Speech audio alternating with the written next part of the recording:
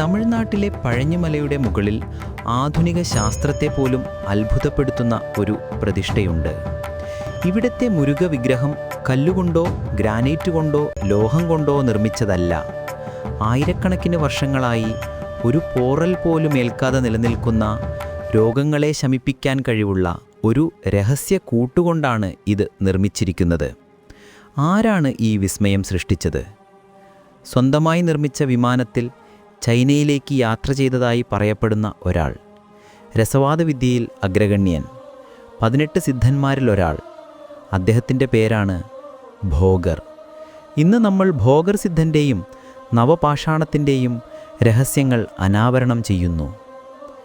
ഭോഗരെ മനസ്സിലാക്കാൻ ആദ്യം സിദ്ധന്മാരെക്കുറിച്ച് അറിയണം. പുരാതന തമിഴ് പാരമ്പര്യത്തിൽ സിദ്ധന്മാർ വെറും സന്യാസിമാർ മാത്രമായിരുന്നില്ല. അവർ ശാസ്ത്രജ്ഞരും വൈദ്യന്മാരും അഷ്ടസിദ്ധികൾ നേടിയവരുമായിരുന്നു. മഹാനായ കാളാങ്കിനാഥരുടെ ശിഷ്യനായിരുന്നു ഭോഗർ.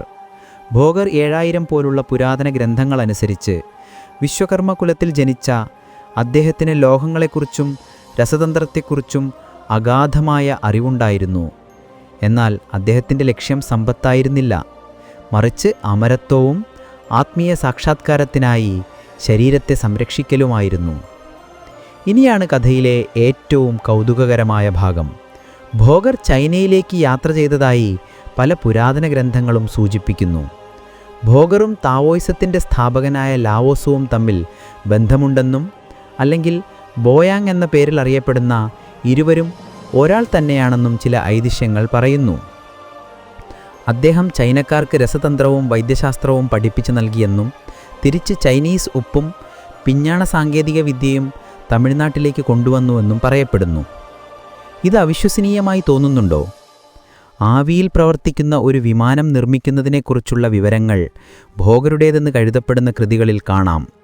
ഇത് യാഥാർത്ഥ്യമായാലും ആലങ്കാരികമായാലും അദ്ദേഹം തൻ്റെ കാലത്തിന് വളരെ മുന്നിൽ സഞ്ചരിച്ച ഒരു പ്രതിഭയായിരുന്നു. എന്നാൽ അദ്ദേഹത്തിൻ്റെ ഏറ്റവും വലിയ സംഭാവന ഭാരതത്തിൽ തന്നെയാണ്. വരാനിരിക്കുന്ന കലിയുഗത്തിൽ മനുഷ്യർ മാരകമായ രോഗങ്ങളാൽ കഷ്ടപ്പെടുമെന്ന് ഭോഗർ മുൻകൂട്ടി കണ്ടു. ഇതിനൊരു ശാശ്വത പരിഹാരം കാണാൻ അദ്ദേഹം ആഗ്രഹിച്ചു. തൻ്റെ രസതന്ത്രവിദ്യയിലുള്ള അറിവ് ഉപയോഗിച്ച് അദ്ദേഹം 9 വിഷവസ്തുക്കളെ സംയോജിപ്പിച്ചു. വീരം, പൂരം, രസജന്തൂരം തുടങ്ങിയ 9 വസ്തുക്കൾ. തനിച്ച് ഇവ ഓരോന്നും മാരകമായ വിഷമാണ്. എന്നാൽ ഒരു രഹസ്യപ്രക്രിയയിലൂടെ ഭോഗർ ഇവയെ ഔഷധമാക്കി മാറ്റി ഉറപ്പിച്ചു. ഈ മിശ്രിതത്തെയാണ് നവപാഷാണം എന്ന് വിളിക്കുന്നത്.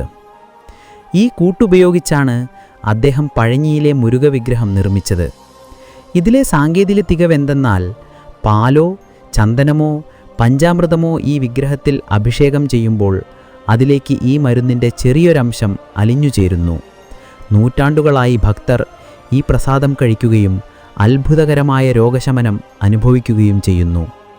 ഇന്നും സജീവമായി നിലനിൽക്കുന്ന ലോകത്തിലെ ഏറ്റവും പഴയ ഔഷധ കലവറയാണിത്. വിഗ്രഹപ്രതിഷ്ഠയ്ക്കും പൂജാവിധികൾക്കും ശേഷം ഭോഗർ അവിടെ നിന്ന് പോയില്ല. പഴഞ്ഞിമലയിൽ തന്നെ അദ്ദേഹം ജീവസമാധി പ്രാപിച്ചു. ഇന്നും പഴനി ക്ഷേത്രത്തിൻ്റെ തെക്കു പടിഞ്ഞാറൻ മൂലയിൽ നിങ്ങൾക്ക് അദ്ദേഹത്തിൻ്റെ സന്നിധി കാണാം.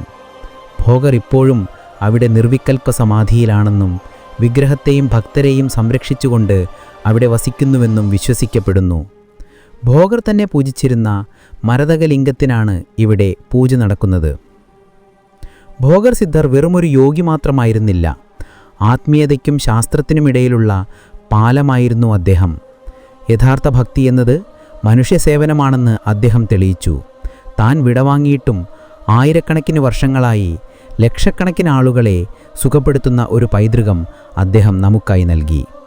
നിങ്ങൾ എപ്പോഴെങ്കിലും പഴനി സന്ദർശിക്കുകയാണെങ്കിൽ വിഗ്രഹത്തെ മാത്രം തൊഴുകയല്ല, അത് സൃഷ്ടിച്ച ആ മഹാജ്ഞാനിയെ കൂടി സ്മരിക്കുക.